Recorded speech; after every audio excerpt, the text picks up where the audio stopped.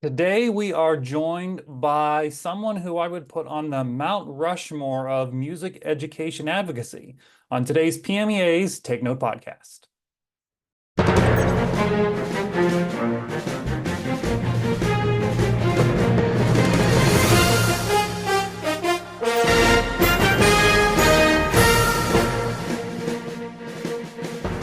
Well, hello, everybody. I'm Mark Despotakis, and welcome to this edition of PMEA's Take Note podcast. I am so excited for today's guest. You know, we've had a lot of great guests on the show that I personally have loved to talk to.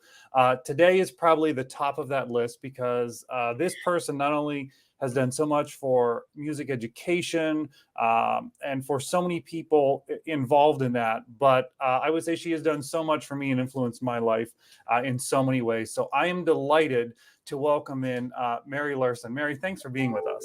Oh, Mark, thank you. And thank you for that nice introduction. And it's just been, the joy of my life to travel this journey with you. So, Well, I cannot tell you how much you have influenced me and helped me through so many things through our years as we have crossed paths. And let me kind of explain how that was for people who don't know Mary. Mary's name has been for the past 20 or so years synonymous with NAMM, which is the trade association of the music products industry, where she's had kind of a couple roles: director of public affairs and government relations and executive director of the NAMM Foundation, and now is senior director of policy, but only for a few more weeks, right, as right. she's going to be retiring. So our careers have passed as my previous work in the music industry, working with Mary on a lot of policy and advocacy things is really, and I have to say, and then we'll get into the interview, this is where I learned my chops of how to do this was from this woman right here. So I appreciate it so Cool. much. Very cool. Yeah. Well, So, you were a great student, and look what you're doing on your state in your state. well, So I this is appreciate a that. great, a great outcome for both of us. Truly, Yeah, thank you. appreciate that. Um, so, as I said, a lot of people know you from NAMM in this past 20 or so years, but your career spans well beyond that before, which is kind of led you up that made sense that got to NAMM. So, give us that overview of your career, maybe from like the classroom to working at NAMM. Yeah, I was a conservatory graduate. I went to Lawrence University Conservatory of Music. I was one of those kids that could never get in now, in those days where you worked hard and you got to go in one of those spots. I was a flute major and went on to do a flute performance, also music education. And I was a music teacher for 16 years. So, band director, high school band director, elementary band director, love those elementary band kids, starting beginning band, and general music. So, 16 years of wonderful work. Simultaneously, I was a performing flutist, and I came to New York about 12 years into that, or 4 or 5 years into that teaching career. So, worked in the New York area as a freelance artist, had a flute studio, had wonderful private flute students, and also was teaching in both the private and public schools. So that's the base. The base came from a true belief and a true commitment to music education. Graduate school, studied learning theory a bit along the way. Also got very wrapped up in contemporary music, which is kind of what brought me to New York. So that was very exciting.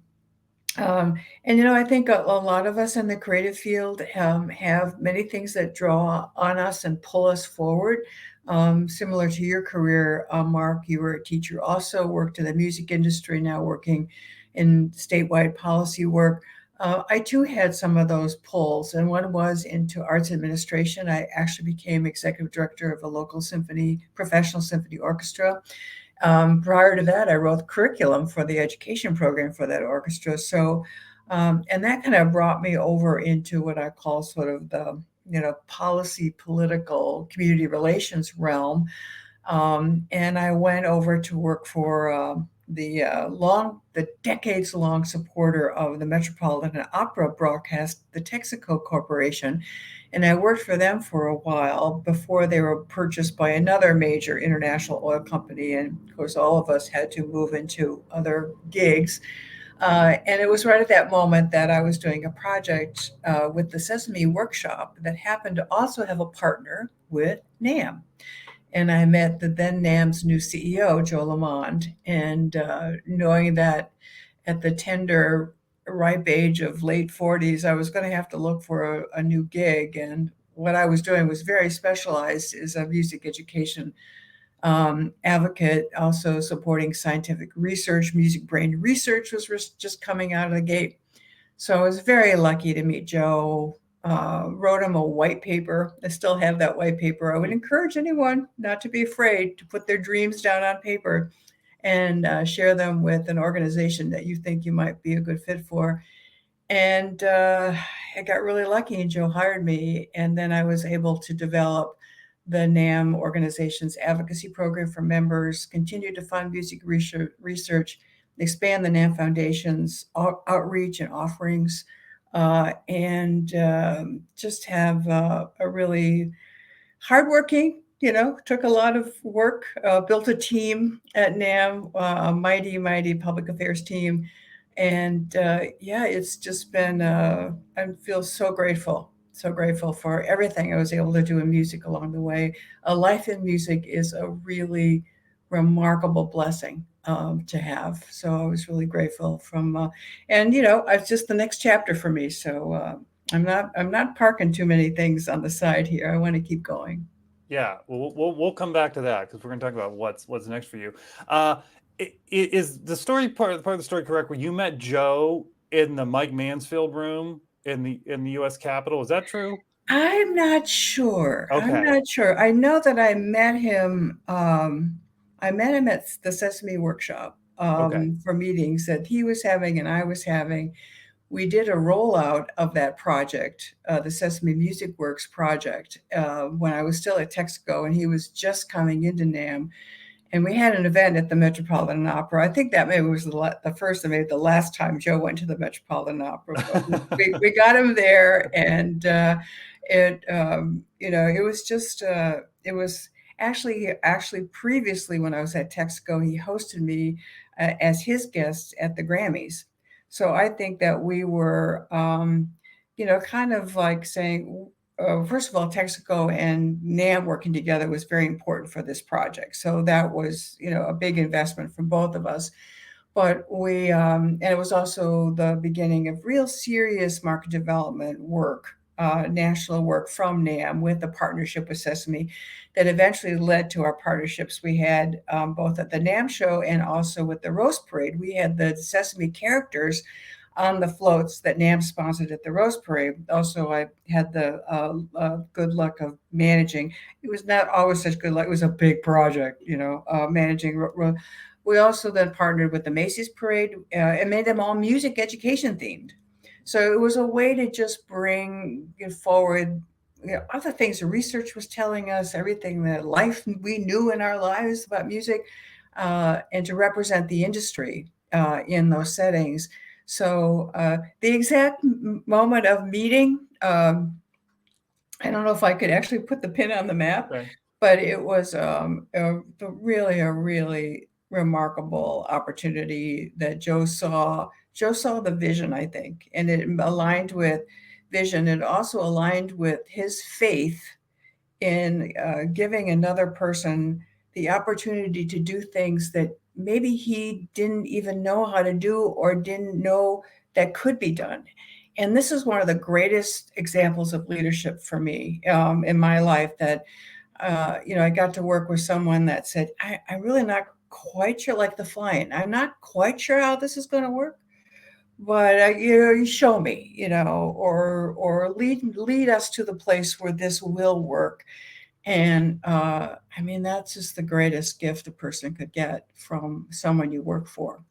Yeah, and that work you were able to do with Joe really, as you say, I mean, that did change so much of the focus of what NAMM was doing, not only as an organization, but then as a leader, nationally to I think in a lot of ways change the conversation about how we advocate, what it, even a step before that, what does it mean to advocate? Right. And Joe allowed you to run with that. Well, we were partners every step of the way. But yeah, I always kind of felt like the mad scientist a little bit, and how about if we, and my team kind of joked with me about that too, um, I haven't, there was Right. a little bit of mad scientist in it, but none of it was kind of made up, there. NAMM, what we were doing was we were modeling some of the best things that were happening in other business associations and other advocacy efforts. We were making it unique to music, of course, and we were leveraging the fact that people love music.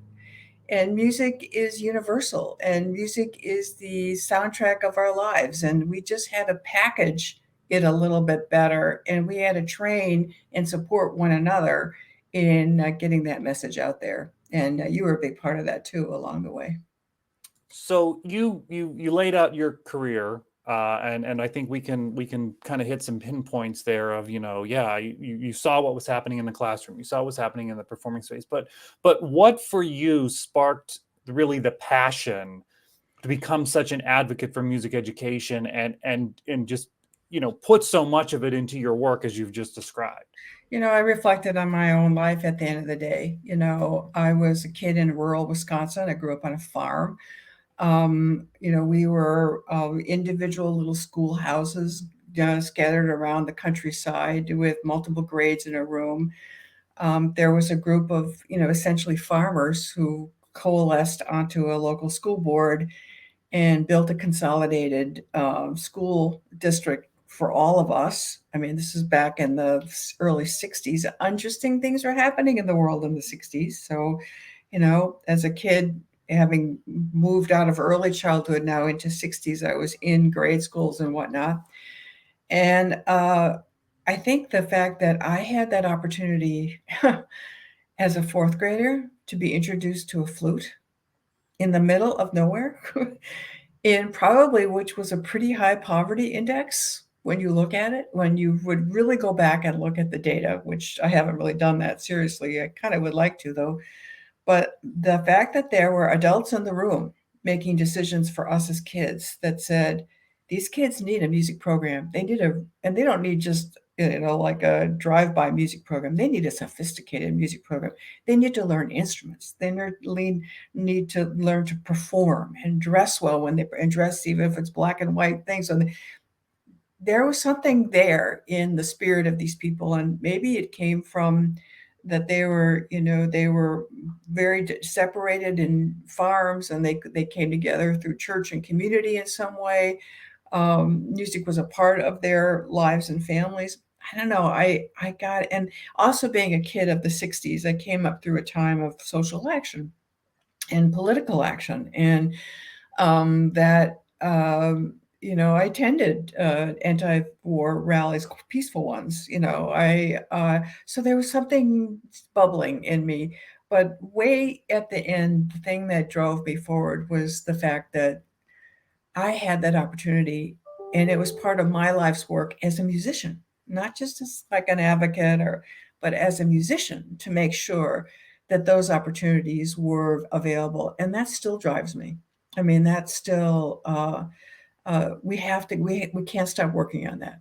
We can't stop making sure that kids everywhere in the middle of nowhere, be it a farm or be it an urban environment where resources are so challenged, families are challenged by the way to meet their needs, that we collectively as musicians we work for for those opportunities.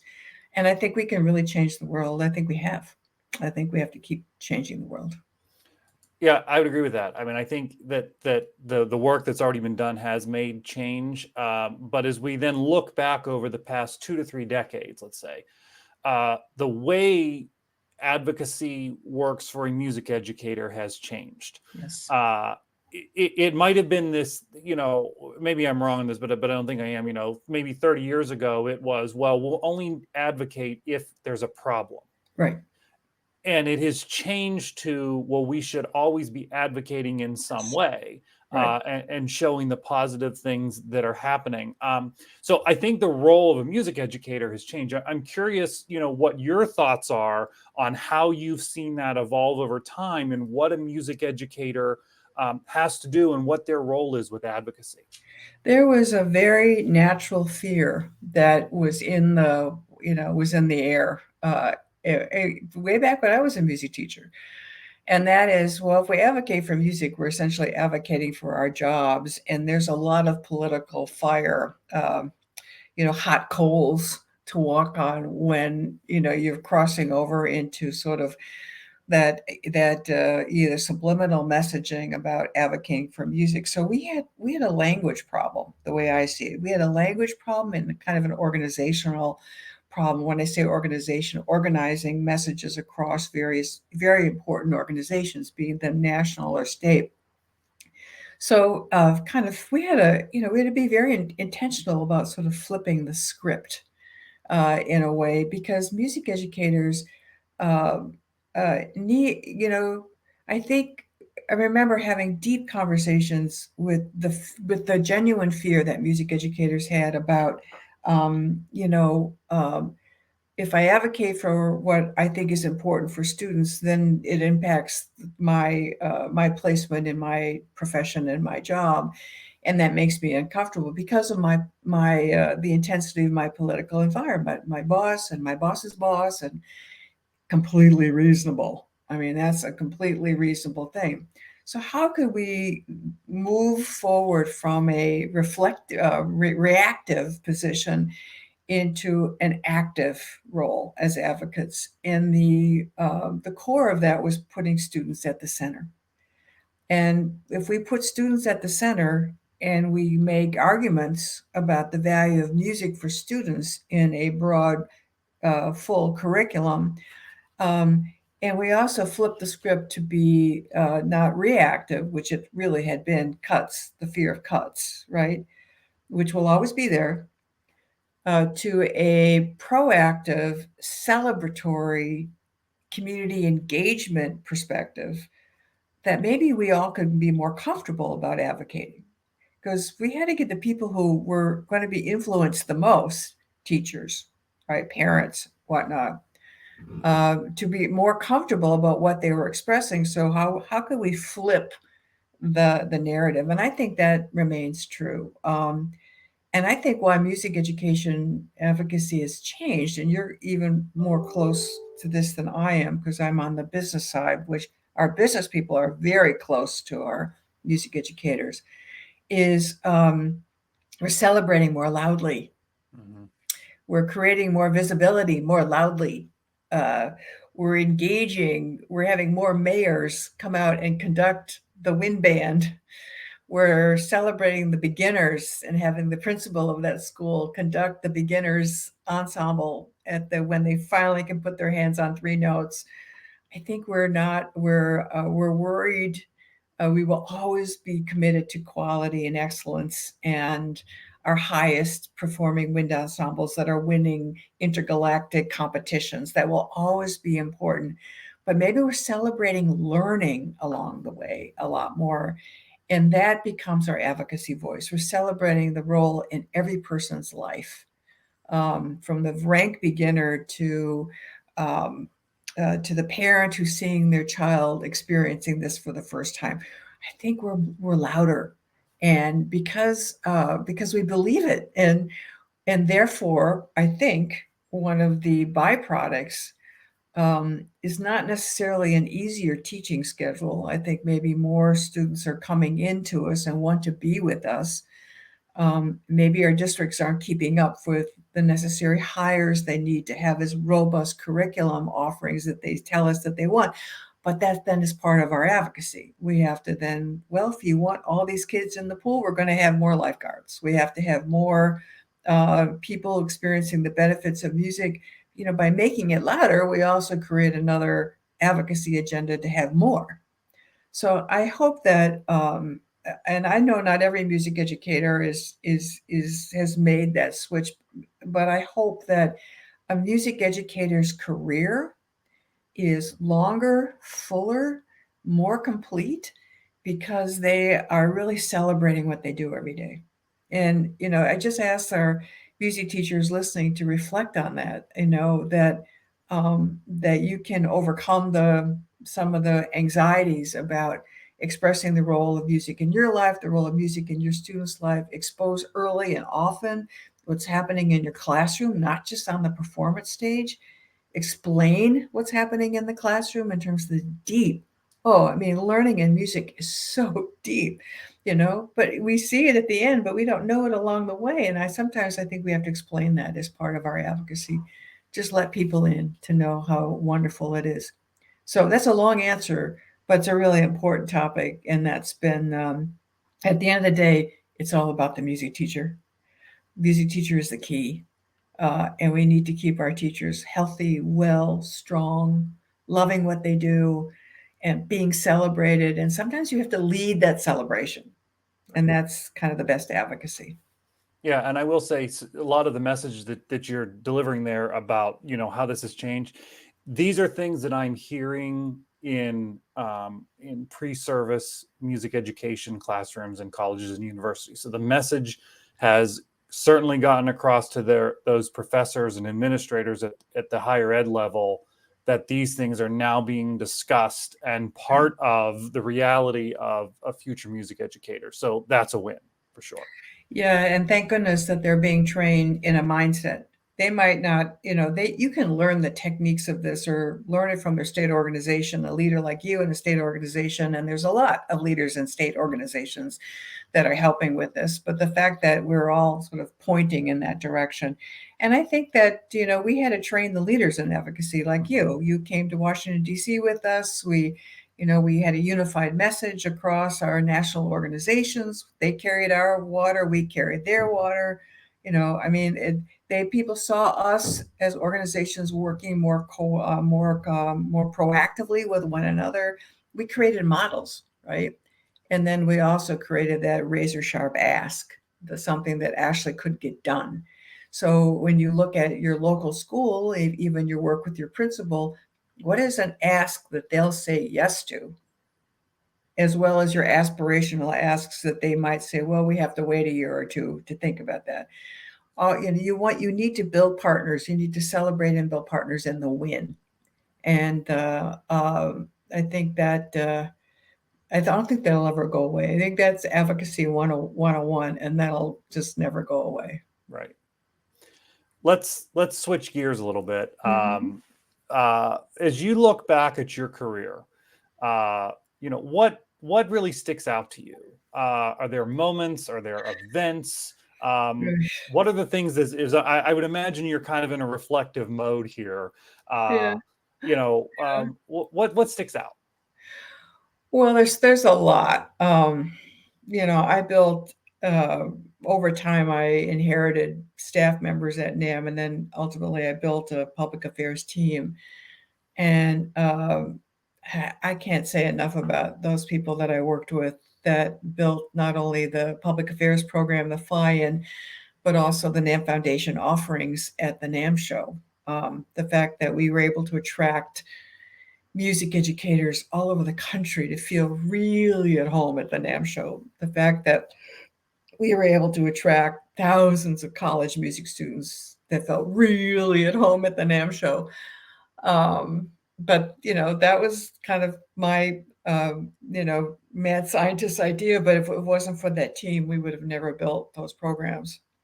So I'm proud of the programs, but I'm super grateful for the kind, hardworking, uh, smart. Oh, they were so smart, and they embraced technology like nobody's business. I mean, we had to invent so many things along the way, and of course, we had the great NAMM show support team. There was theirs as well. So I just have to say that it's just sits deep in my heart the fact that every day we were together, and we laughed and we cried. Yeah, we all cried, but we drove to that NAMM show. We drove to that fly-in every year with just such passion and such a commitment. So it was great. I guess the other, a few of the NAMM fly-in, the development of a NAMM fly-in with over 100 NAMM members coming to Washington, D.C., and training them, the chance to train them as advocates, actually, both online and in person, giving them the tools, the information, and then watching them move this back into their own environments. I mean, I believe in models, but sometimes always I'm not sure the models are going to work, but this one worked. Right. And it was just thrilling to see not only what we were able to do on the national level in terms of really elevating the NAMM brand in our nation's capital, and never underestimate that that's important to, especially as a national association. As the music organization that we visit member of Congress, we bring our NAMM members invite them to their communities. There's that really wonderful engagement, but seeing our NAMM members just take off.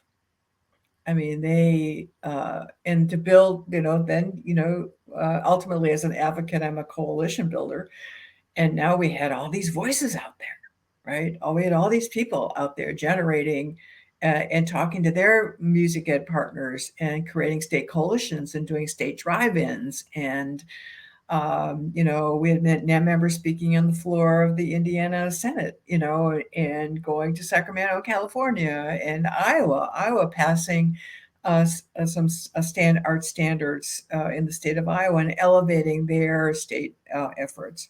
So, that will always be. It's like, the mad scientist dream come true. We did it, and it lives on, and I know it will live on because I think NAMM members are really passionate about this work. Also, the high quality partners that we developed over the years, not only with our grantees from the NAMM Foundation, our Believe in Music online broadcast during COVID, and all the partners that we developed there. The Make Music Day Alliance, which we built kind of from scratch, that supports Make Music Day not only in the U.S., and I think now it's 130 city alliance that are involved with the alliances, but also in countries around the world, and that really developed because of NAMM Foundation support. And the fact that I think I mentioned it already, that we really changed the perception of the NAMM show in the hearts and minds of our education partners, both in higher ed as well in music education, and that the music industry programs around the country are really exploding, and that kids are finding their careers in music, and they're finding so many pathways when they come to the NAMM show. So yeah, I'm again, it's my heart's just filled with gratitude, and that these programs also contribute to NAMM and its place in the world. And NAMM is a 120-year-old organization, very important leadership organization, and that what we did, I think, strengthens NAMM's place in the world. And that means a lot to me. Yeah.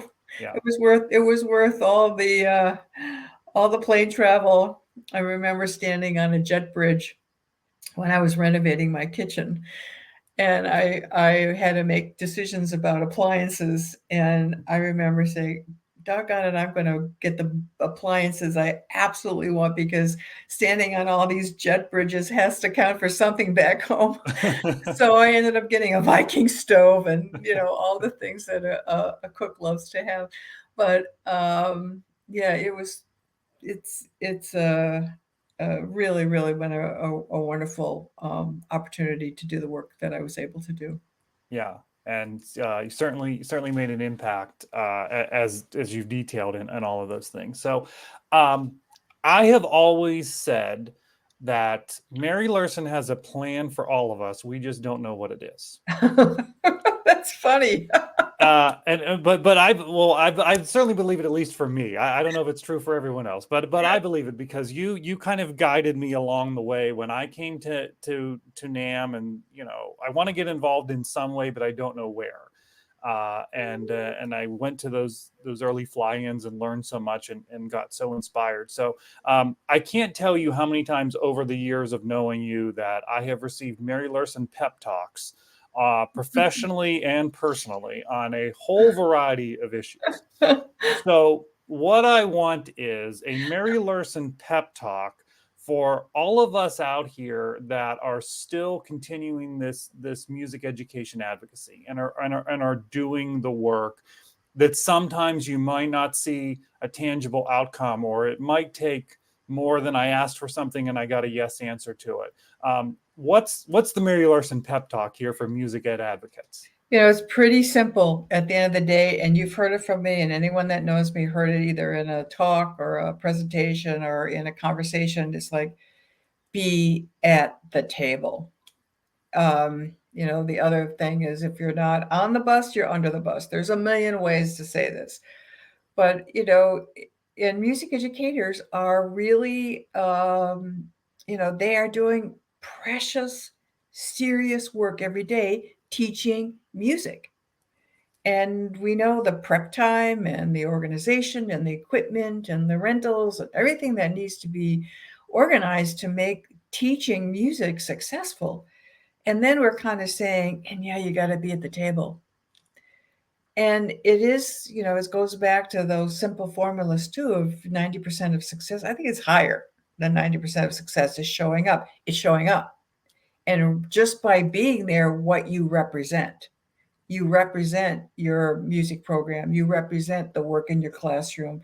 You're sitting in on a budget meeting. Yes, it takes time. Yes, it takes energy. Or you delegate someone to sit in a budget meeting. But making contributions to not just the life of a music teacher, which I know the argument is strong. Well, that's enough.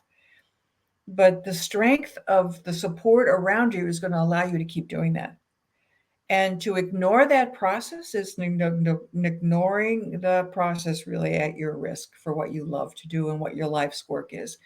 So if it matters enough that it's your life's work, maybe it matters enough to show up and to be at the table and to be a representative for what you teach and to contribute to the process.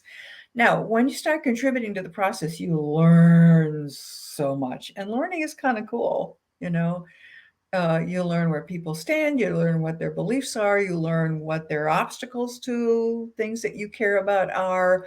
You get to take that all in. You get to synthesize it and intuit it, and you get to apply your great musical brain to some of those things, and you find yourself changing, and you find partners, and you find friends, and you get to join the state coalition and maybe go to the state capitol and talk about what you love and care about. And then all of a sudden, 2 or 3 years a big bond issue comes down and it buys you all sorts of new tubas, but if you're not in the process, you will never know.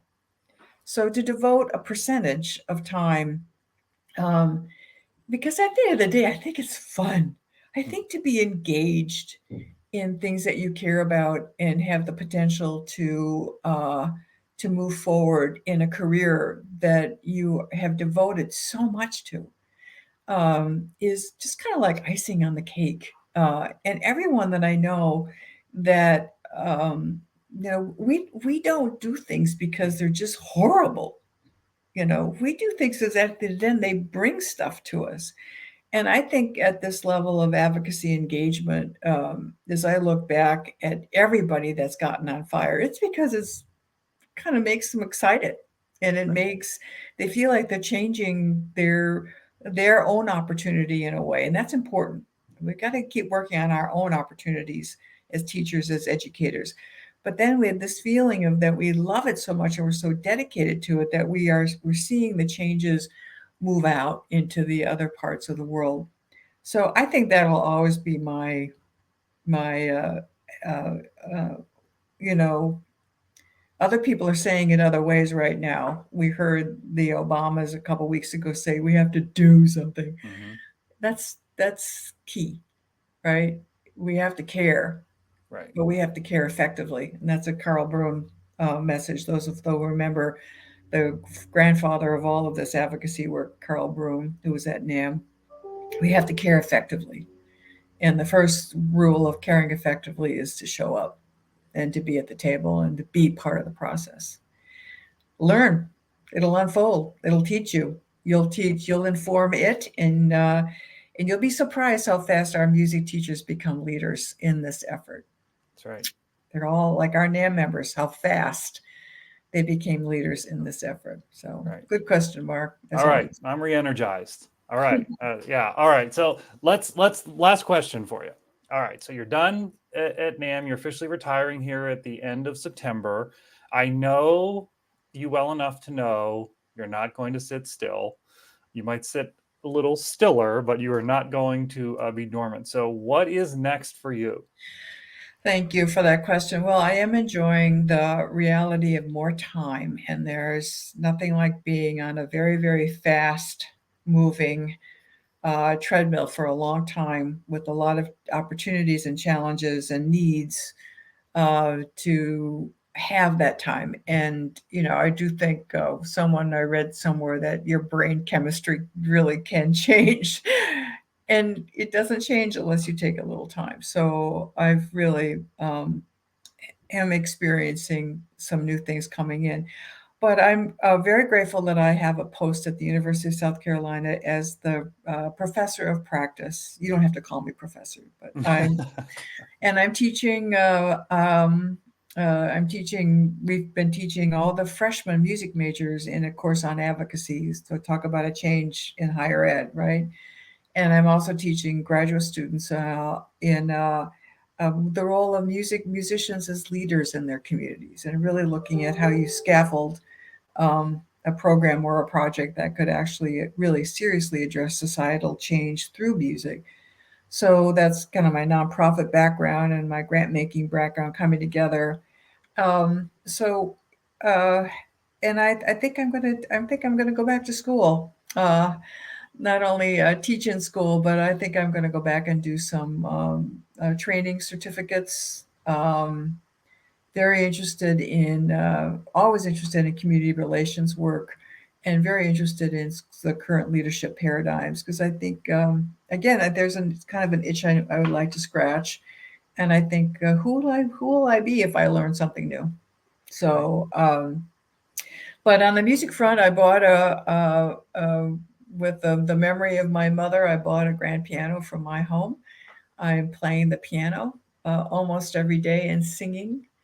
My flute still needs a major repair job, and I'm not sure I'll get to that, but it's wonderful to, in some form, play music every day. So something I didn't do for decades. So yeah, good days ahead. Yeah, you're going to keep busy. I knew that would be the case, and finding new things to do. So, Mary, thank you so much for your time today, sharing some wonderful words and wonderful stories today. But I personally cannot thank you enough. There are not enough words to thank you enough for truly changing my life. From the first moments I met you to all these years later, and I continue to learn from you. So I can't thank you enough, and I wish you the best in your retirement, even though you're going to be busy. Oh, Mark, thank you so much, and thank you for everything that you've contributed to my life, and that we'll continue to stay connected, and all the work that you're doing at the Pennsylvania Music Education Association. Follow your work closely and all your great members. So good luck with all of that, and thank you for this opportunity. Thanks. Well, I appreciate it, and I'm sure I'll call you back into service for something at some point, and maybe we'll get you at another PMEA conference sometime soon. Put me in, coach. Okay. Again, appreciate the time, and we will talk to you soon. Thanks for being with us. And thank you all for being with us on this edition of PMEA's Take Note podcast. We want to thank our sponsors, the Grove City College Department of Music and Zezwitz Music. We will see you next time.